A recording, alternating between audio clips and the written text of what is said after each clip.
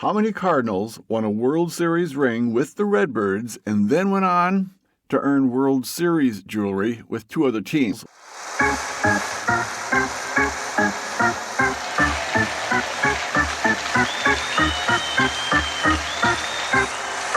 Welcome to St. Louis Cardinals Beyond the HOF, saluting unsung heroes, with your hosts, Tom Nance and John Crust. We're excited to bring you our second episode that shines a light on another unsung hero who was a 1964 teammate of Barney Schultz, the Cardinal featured in our first episode. So let's get started by answering the question posed at the beginning of this episode. How many Cardinals won a World Series ring with the Redbirds and then went on to earn World Series jewelry with two other teams? And they could have played before the Cardinals winning a ring, and then so the sequence is not important, but the fact that they won 3 World Series rings, one of them with the Redbirds, and then 2 with two other teams. The answer that John's going to provide here surprised me. It'll probably surprise our listeners. What do you got, John? Well, I got several. I'm probably going to forget a couple, and if I do, our listeners can please, say, hey, you blew it. But there's Leo DeRocher. And I'm ashamed to say I forgot about him being a member of the 1934 Cardinals team that won it, because he was a manager of the 54 Giants and a coach on the 63 Dodgers to have won it. Yeah. There's Lonnie Smith, who was a member of the 1980 Phillies, and we're going to reference back to that shortly, as well as the 82 Cardinals and the 85 Royals. And he started out the season with the Cardinals, but was traded mid-year to the Royals. So he would have gotten a ring no matter what happened that season. Yeah. As it ended up. And then there's Steve Carlton, who who was a teammate of Lonnie Smith on the 80 Phillies, but was on the 67 Cardinals, and had a brief stint with the Twins in 1987, where they beat the Cardinals. And I just was really frustrated by that series. I know exactly where I was listening to the end of it. I had to walk out of the house. I can't watch this. I went outside the house and I was raking leaves in my backyard listening to the radio. I couldn't watch it, so I just listened to the loss. I was like, oh. Yeah, it was just it was brutal, but well, it happens. Yep. Funny fact about Carlton, when they went to the White House, the Twins, to visit the president then, Ronald Reagan, and was identified in the photo as unidentified Secret Service agent, apparently, according to one of many people who responded to my question concerning this on a Facebook group. It's hilarious. How could they not identify him? I mean, he'd already won a couple of World Series rings. Oh my goodness! He was lefty. They call he was considered like the greatest left-handed pitcher up to that point until Randy Johnson came along. Yeah, well, I suppose if he had a brooding face and him being tall and imposing, I can see how they might think he might be. Oh, must be a Secret Service agent. That's just too funny. Another former Cardinal was Roger Craig, a member of the 64 Cardinals, but he was also a member of the 55 and 59 Dodgers, and he was a coach on the 84 Tigers. And as a pitching coach, he's the one who helped Jack Morris actually become the famous pitcher that he did become. By I think it was a split-fingered fastball he taught him. And people thought Craig invented it. He didn't. Suter had pretty much come up with it. He just studied the film and learned how he was doing it, and then taught it to others. Awesome, fascinating. And he did manage the '89, famous or infamous Earthquake series as manager of the Giants. He didn't win, but hey, he got to be in the World Series as a manager, coach, and player. And he was not too many people could say that either. Yeah, and the opposing coach in that Earthquake series was Tony La Russa. Yeah, all kinds of Cardinal tie-ins there. Fascinating. Oh, I know. Oh, and Tony La Russa, who I think he was a teammate, I believe, of Gene Tennis when they were both on the A's during Tony's brief MLB career. And Tennis is also one of those players that earned 3 World Series rings? Yeah, I believe so. I know it was with the A's, it was with the Cardinals, and gosh, you know what? It just escaped me. Gosh, dang it. Was there anybody else that's coming to mind at the moment? As far as a former Cardinals, No, not at the moment. But Uh, it was a Blue Jays hitting coach. That's what it was. Gene Tennis was with the Blue Jays as a hitting coach, no less. there you go. When Ron Taylor was the team doctor. Wow. So, okay. Interesting. Interesting. Yeah, so there's a lot of tie-ins. A tight web that whole weaved by thing. Redbirds. So you got some, you did your research on this. And you got some help from some people on Facebook, I think, that supplied you with some potential names. Yeah, actually, a few others, and there were some non-Cardinals in the list, like a guy named Will Smith, who was actually appeared in 3 consecutive World Series on 3 different teams. Wow. Wow, what a run. But yeah, I want to shout out to like Alex Adam Latis. He's one of those who helped with this. There's Pat Lannon. He's the one who mentioned Leo actually, for his, and then Rick Austin, who did the Steve Carlton note as well. Very good. Let's see. There's and Wayne Porter, the one who mentioned Will Smith. I want to give him a shout out because it's pretty rare a player can actually go to 3 different teams and win a ring, in consecutive years to do that, no less. So that's pretty impressive when you think about it. Indeed.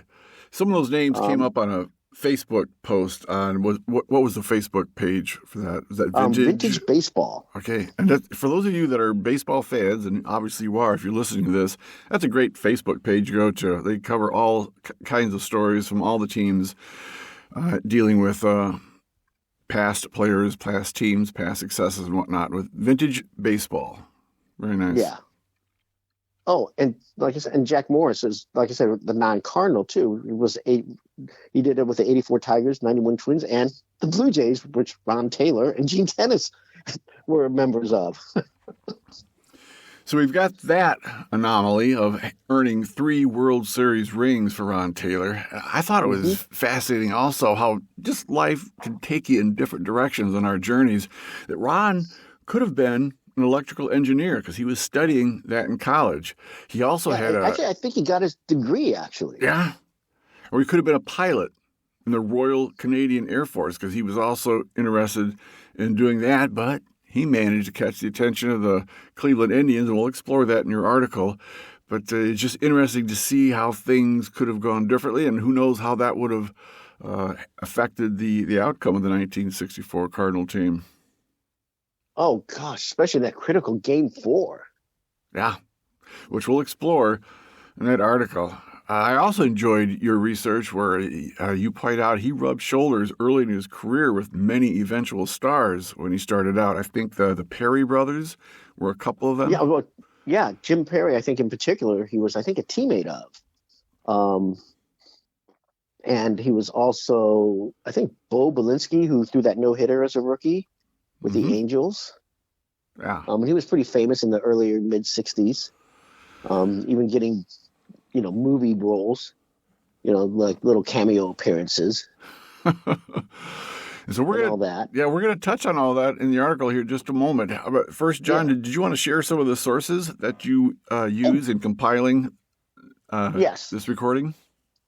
Shout out to saber.org, which is really a great resource for players, and their bios and all that.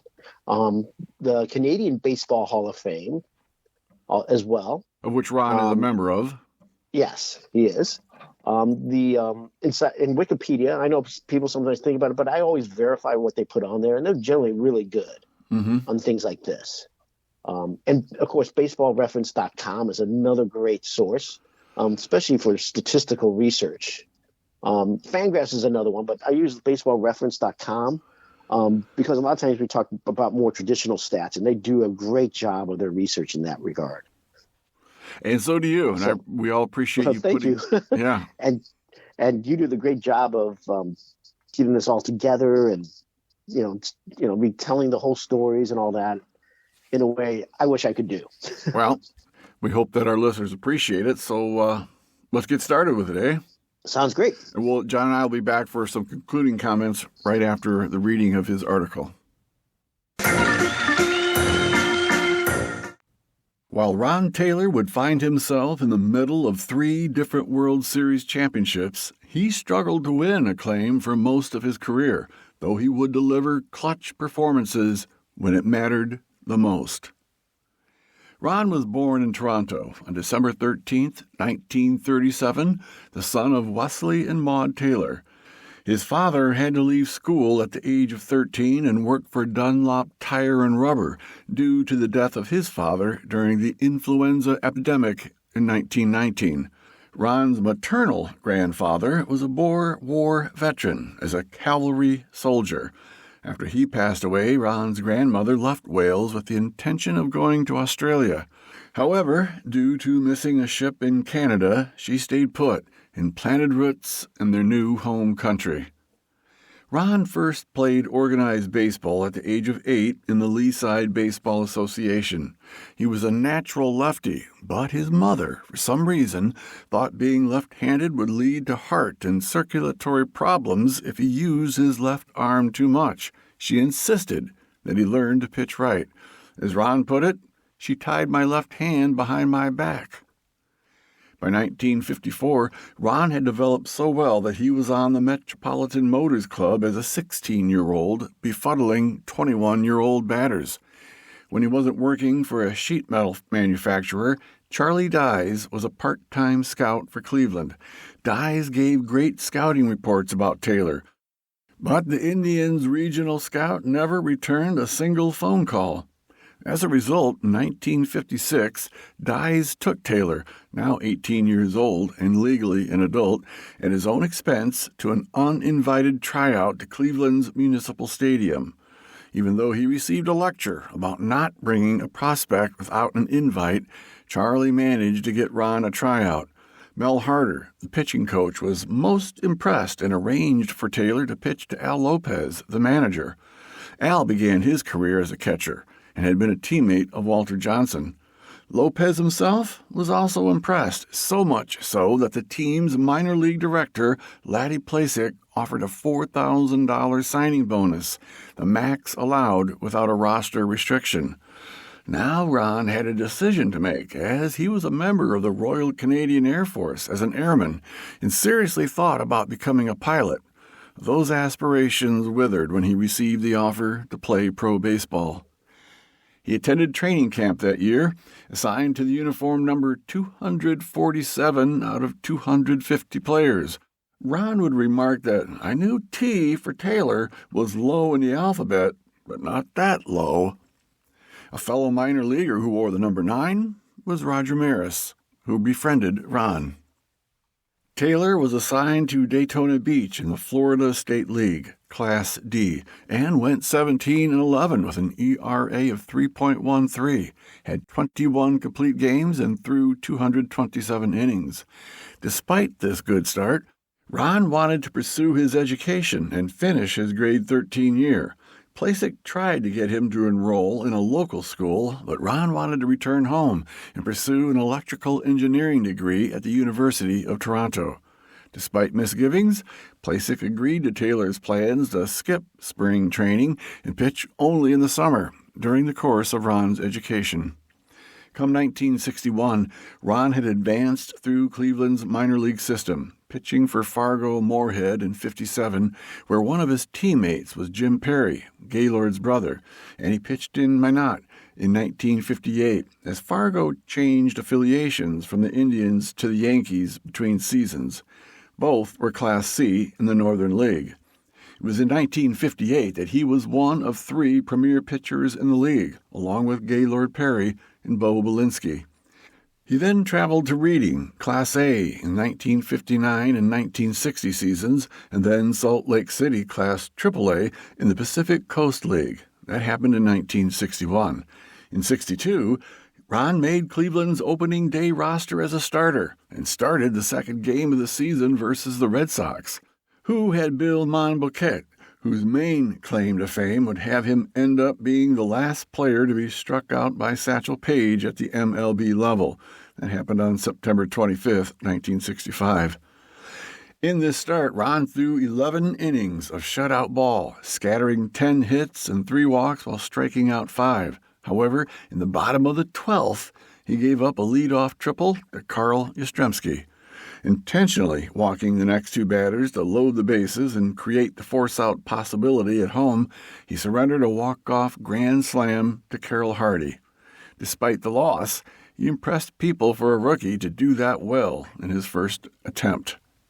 He then outdueled Dean Chance 13 days later, going 6 1/3 innings, scattering 3 hits and 5 walks for just 2 runs for a 3-2 win. However, he would struggle in his next 2 starts, being moved to the bullpen, where he worked but failed to find consistency. By the end of May, he was sent down to Jacksonville in the International League. He did very well there, pitching every 3 days, posting a 12-4 record and an ERA of 2.62 in 26 games, 25 of them starts, completing 10 and hurling 4 shutouts. Tim McCarver, who was a catcher on the rival Atlanta Crackers, said Taylor was lights out that year. As fate would have it, both would end up as teammates the following season in the majors with the Cardinals. Taylor would also play winter ball in Puerto Rico for the San Juan Senadores. Johnny Keane was very impressed and told Bing Devine, the GM, that the team needed him and to make it happen. And so he did. 1963 would be a good year for Ron as he went 9-7, appeared in 54 games, 9 as a starter, would complete 2 of his starts, finish 22 games, earn 11 saves, and finish with a whip of 1.118. His ERA was a very respectable 2.84. 1964, however, would be a rough regular season for Taylor. He would appear in 63 games, 2 as a starter, throw 101 1/3 innings, but his ERA would jump to 4.62. His season was a series of bad and good streaks. He would be dominant or be dominated, with not much in between. Yet he would have a win-loss record of 8-4 that he brought to the World Series, where he would shine. In Game 4, starter Ray Sadecki lasted all of 1/3 of the first inning, surrendering 4 hits and 3 runs, 2 of them earned. Roger Craig came in to put out the fire by pitching 4 2/3 innings and scattering 2 hits and 2 walks for 0 runs before Ken Boyer hit a grand slam in the top of the 6th to put the Cardinals up 4-3. It was then that Johnny Keane called on the youngster Ron Taylor. He would pitch the last 4 innings of the game and give just 1 walk in the 8th to Mickey Mantle, giving up 0 runs to pick up the save and help the Cards even the series 2-2.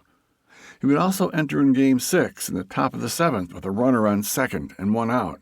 Jim Bouton would hit a line drive caught by Julian Javier, who would throw to Dal Maxfield to catch the runner off the base for a double play. These 2 appearances were critical moments in the Cardinals becoming the '64 World Champions. Ron could not continue his success in 65 and 66. 1965 would see him traded to Houston 2 months into the season, as his ERA was 4.53 and his whip was 1.328 at the time of the trade. Those same stats with Houston would be 6.40 and 1.457 ERA and whip, respectively, for 1965. 1965 would see that ERA increase to 5.71. In February 1967, Bing Devine, who had been with the Mets organization for 2 years, became president of the new National League New York team and purchased Ron's contract. It ended up being the thing needed to reset Taylor's career. He never felt good in Houston. The Mets were a horrible team and had finished last in 4 of its 5 seasons of existence. 1967 was no different, as the team lost 101 games and finished last again. Taylor remembered, when there was a rainout, half the team held a victory party. At the end of 1967, Devine had been rehired by the Cardinals, with the Mets hiring Gil Hodges as their manager, and things began to fall into place. Ron appeared in 50 games and 73 innings. He had an ERA of 2.34, a whip of 1.137. 68 would be another good year, as he would appear in 58 games and 76 2/3 innings, have an ERA of 2.70, and a then club record 14 saves, helping the Mets to a record of 73 and 89 and 9th place. It would mark only the second time the team lost less than 100 games, and the first time it won more than 66. The team also was only outscored for the season by 26 runs. The next closest run differential were the two previous seasons when the Mets were outscored by 174 runs in each of those two seasons. Ron kept busy in the offseason by touring military hospitals in the Pacific with several other players and visiting soldiers in South Vietnam the following year, often speaking with doctors. These tours had a profound effect on him, which would later steer his baseball journey. As a key member of the 1964 Cardinals, Ron knew what it was like to be on a team that had won it all. His 2 games in the '64 World Series was the entire postseason experience of all the players on the opening day roster for '69. While Las Vegas said the Mets were 100-1 long shot to win the pennant, Jerry Grote, an outstanding defensive catcher, was the one and only player who felt the team was a true contender. Maximizing the talent of each player and communicating in a clear manner, manager Gil Hodges also knew he had a team that could contend. They just had to believe that themselves. Taylor said everyone knew what their role was, what was expected, and no one griped. It helped that the team started winning, validating how Hodges evaluated the team.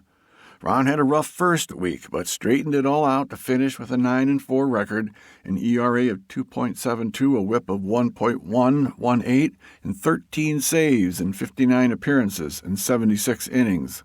During one stretch from May 30th through June 24th, Taylor appeared in 12 games and pitched 15 scoreless innings. The Mets were 38-28 in second place, just 5 games back of the Cubs, and were the surprise of the season. By August 13th, however, the Mets were 62-51 in third place and 10 games back.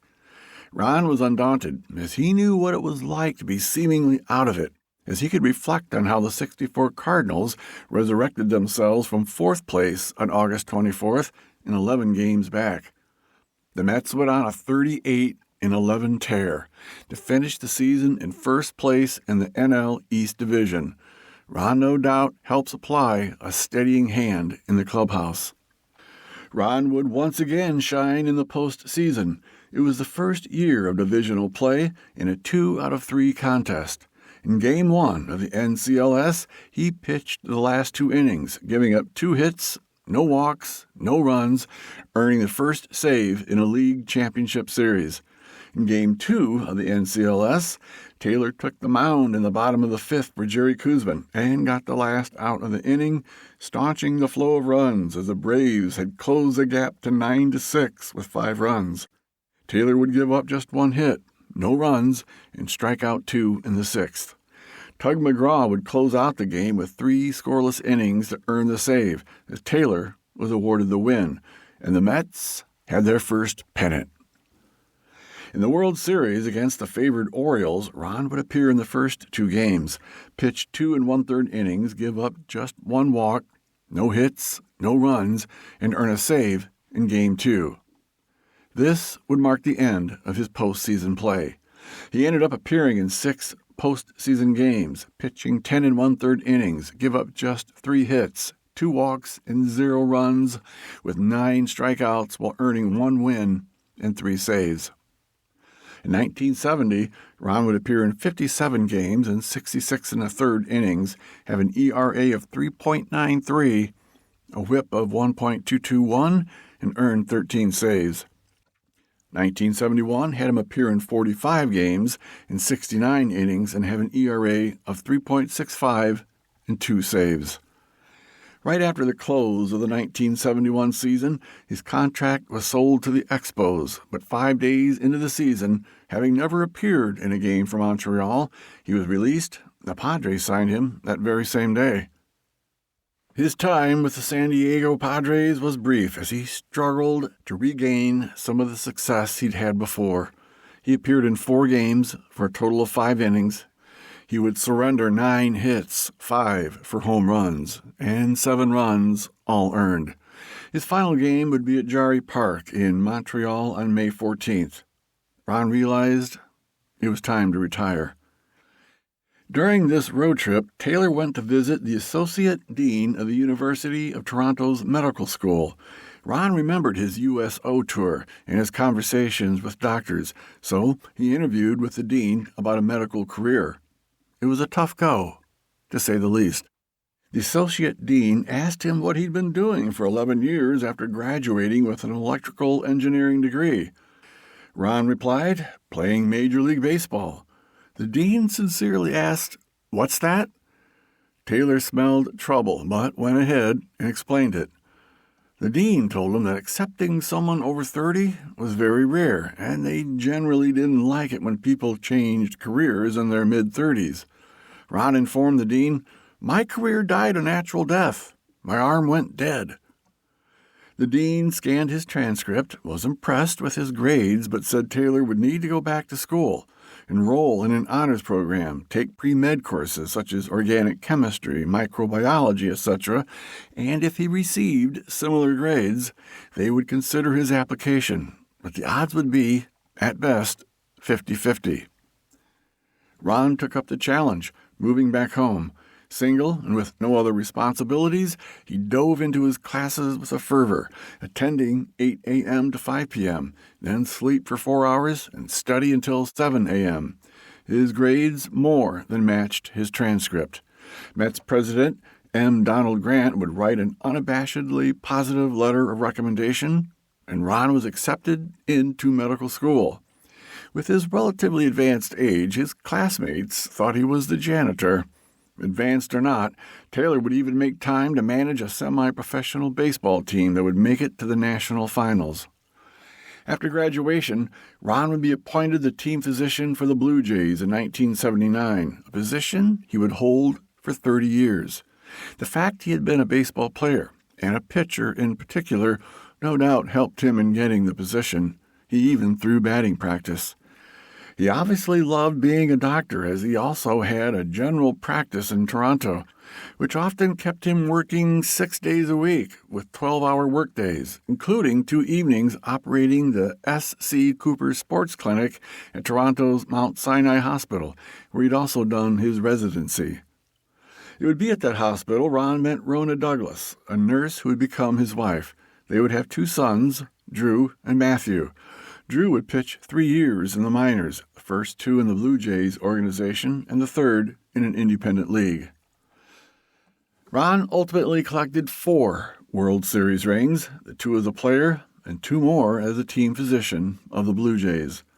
Ron would be inducted into the Canadian Baseball Hall of Fame in 1985, Canada's Sports Hall of Fame in 1993, and into the Order of Ontario for his work in medicine.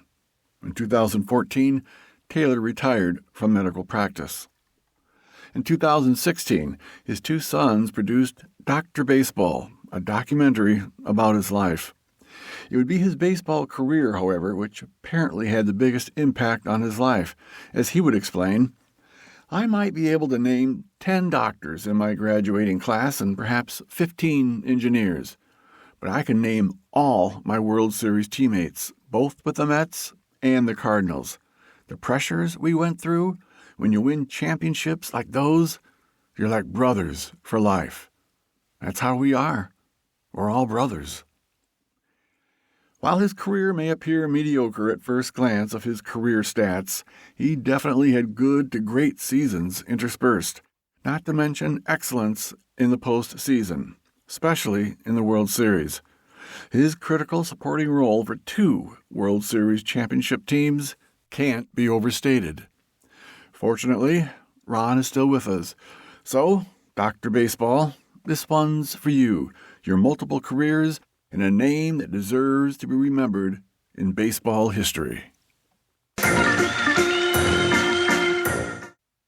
And that's our fascinating summary of Dr. Ron Taylor's baseball career.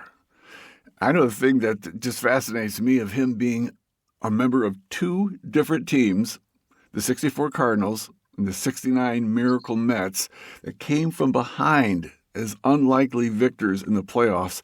Just living through one come from behind and win the pennant and then go on to win the World Series, that in itself would be just remarkable. But he did it twice with two different teams. That is, I mean, and it's just the circumstances were so eerily similar in so many ways. Teams that were 10 games back. Yeah. And a lot of people lost money or made a lot of money if they bet on them. Oh yeah, they were 100 to 1 a long shot, for crying out loud. That is amazing.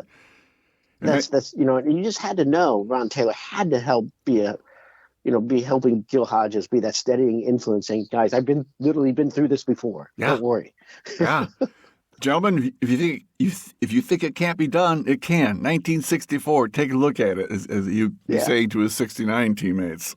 Exactly. And, and I think Ron was really helped by, his career got so much better. And I think a lot of it had to do with the catcher he was on to help get his career back on track, because Jerry Grote was one of the all-time great defensive catchers. Right. I mean, my favorite story is that when Johnny Bench was asked about, who was a great defensive catcher, he goes, let me put it to you this way. If Jerry Grote had been on the Reds, I would have been playing third base. Grote would have been the catcher. Wow. What a compliment. Yeah. I mean. What a compliment. So, it's just like, and Grote was the only one who said, I think we can win this whole thing. Mm-hmm. Nice. What a great story. Yeah, too bad players couldn't bet back then, huh? Yeah. And I'm wondering how many would have laid $1 down just to win an easy 100. Indeed. I'm wondering how many players like Ron, who had lengthy playing careers, left baseball to go on and receive advanced degrees, let alone becoming a medical physician like Ron did. I can't think that happened too often. I tried to find out, and I couldn't find anybody who really did what he did. Billy Bean had been a minor leaguer. He went on. Who was it? Scott Boras was a minor leaguer in the Cardinals organization, no less. He's that famous agent who does really good for his players, as far as getting salaries and all that. But he ended up getting a law degree. Right, but they didn't have that lengthy major league career that Ron had. Yeah. Most usually don't, because when they have that lengthy of a career, they usually have so much money that they don't really need to go pursue another career per se. True. Good point. And they usually then get into coaching or managing, and so they extend their career more, and things like that. So it's Well, I think this says a lot about Ron. I mean, you spend that much time in your career as a ball player away from the academic setting, and he did get his degree in electrical engineering, but to play baseball for all those years and to leave behind that academic setting. In fact, so to be able to switch gears, pivot, and decide, I'm going to take on all this studying and all the work involved in becoming getting an advanced degree at that age, and then on top of it becoming a medical physician is very impressive indeed. He was so old, in fact. What did his classmates think he was? The janitor. He's sitting in the classroom. Oh, the janitor is sitting down and joining us. Interesting. Yeah, I wonder what that's all about. And I just the comment that he made about his career dying a natural death. Yes, indeed. Type of thing. Well, he played in a different era. I think in the recording it said that in his first opportunity to pitch, he lost in the 12th inning. Who pitches into the 12th inning anymore? Well, no one, especially for a rookie in his first game. Yeah. First, I mean, in all fairness, it's sort of sad, and it's why a lot of pitchers' arms get, I think, blown out. Yeah. It's at the top to throw as hard as possible right from the get-go, instead of pacing themselves like they used to. Yeah. Well, certainly a workload like that certainly led to that dead arm he talked about that ended his career. It could have, yeah. I mean, but then, and plus they didn't know as much back then as we do now. Sure. Obviously, medical science and technology, all that stuff too, is so much better. Indeed. But today, what's a quality start if you pitch, 6 innings and give up less than 4 3 runs? Or fewer runs. Yeah. So he had 2 quality starts. He pitched it in the 12th inning. I don't know what the score was at, but it must have been pretty low. He lost like 4-3, I think, something like that. So he had 2 quality starts in his very first start. Yeah, I wonder what he would have been like as a left-handed pitcher. His mom. Oh my gosh. His mother he would have been a stud. Yeah. I wonder if he considered, well, my right arm shot. Maybe I should throw left-handed now. What's his face? The guy who I can't remember the ambidextrous pitcher now. Mm-hmm. His name eludes me, but yeah. The guy who would pitch almost as well with either hand, and he had a glove so he could switch. That allowed him to switch hands. Right. Mid game. Interesting turns in his career. Yeah. Oh no, definitely. I mean, he was. As Tom, you found out he's been a bit under the weather lately. Right. We do hope that he does recover and just gets to live a full, an even fuller life than he has. Yeah, we're going to work hard to try and get him on the podcast, but we've been unable to reach him as of yet. Yes, so we're just hoping and praying that he does make a full recovery and can keep enjoying life and enjoying his ring collection. Yes. Well, regardless as to whether or not we're able to get him on the podcast, we are going to continue to have exciting episodes. What are we looking forward to in our next one, John? Let's see. My next one, I think we should be doing Carl Warwick. I'm still working on that a little bit. I'm trying to clean it up a little bit. Mm-hmm. He was a key pinch hitter for the Cardinals, and during the World Series especially. We're still talking 1964? Yeah, we'll do 1964. I'm going to start then switching focus to 1944. Actually, I do want to do one on Roger Craig just because he's fascinating to me. But let's take a run at that 64 team. Yeah, I think those are 2 people, and then want to break it up with maybe a 44 and a 34 player. Okay. Just, to harken back and, sort of as a homage to my dad, who was a devout Cardinals fan and baseball fan in general. Yeah. Yeah. And master of understatement, to say the least. Yeah, people of the previous generation would really appreciate listening to these episodes as we take a look at and shine the spotlight on people that they listened to on the radio or perhaps even had a chance to see in person. Oh yeah, I mean, exactly. Listen to Harry Carey and when Jack Buck was the sidekick. Yeah, well, we've got a reincarnation of that coming up in a Cub Cardinal game, right?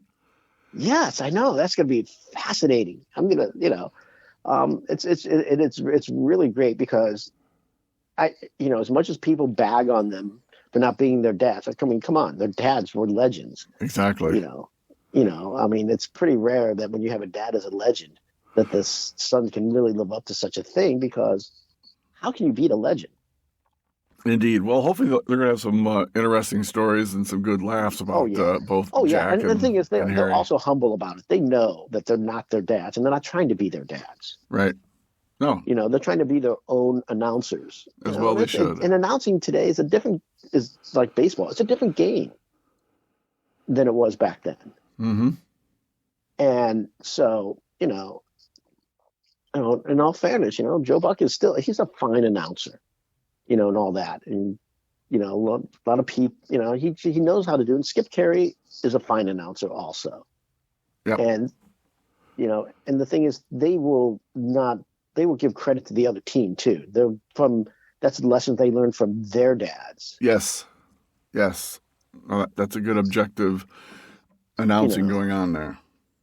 Yeah. So, all right. Well, if I met them in person, I'd be at a loss for words, which I know sounds really strange. I would be at a loss for words. Announcers are fun to meet, indeed. But anything else we want to cover before we wrap this up? We will be, having some more fun. We're going to, dive deep. Like I said, I'm going to start going back a little deeper into the past. Since we're on the 80th and 90th anniversary of Cardinals World Series, championship teams. Indeed. And I'm going to continue to beat those bushes, to find those birds on a bat who, all the unsung heroes, but deserve, like history, to be remembered. All right. And we're going to be remembering them in just a short couple of weeks. Thanks, John. We'll talk to you later. Okay, great, Tom. You have a really great couple of weeks, too. And goodbye to our listeners. Thanks. All right. Bye. Thanks for listening to this episode of St. Louis Cardinals Beyond the HOF, saluting unsung heroes. Please share this podcast with others and subscribe so that you are alerted when episodes are published. Our episodes will be published bi-weekly on the second and fourth Monday of each month. Leave a review when possible. We welcome your feedback by email about how we're doing and what bench jockeys you'd like to see featured. Our email address is TommyJohnSTLCardinalsPodcast@gmail.com. It's all lowercase, Tommy, Tommy, John, John, STL, Cardinals Podcast@gmail.com. Go Cards!